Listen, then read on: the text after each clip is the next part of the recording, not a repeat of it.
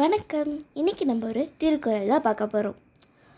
துப்பாக்கு துப்பாய துப்பாக்கி துப்பாக்கு துப்பாயது மழை. துப்பாக்கு துப்பாய துப்பாக்கி துப்பாக்கு துப்பாயது மழை. இதுக்கு விளக்கம் நான் சொல்கிறேன், சரி சொல்லு.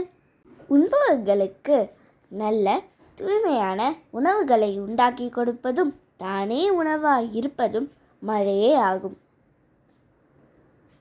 சரி, டைம் ஆச்சு, நான் ஹோம்ஒர்க் எழுதணும், நான் கிளம்புறேன். இந்த குறளை துப்பாய தூவும் மழை என்று தப்பா நிறைய பேர் படிக்கிறாங்க. ஆனால் இதை எப்படி படிக்கக்கூடாது? துப்பாய தூமலை, இதுதான் சரியான உச்சரிப்பு. இதை எளிதாக புரிஞ்சுக்க நான் உங்களுக்கு ஒரு உதாரணம் சொல்கிறேன்.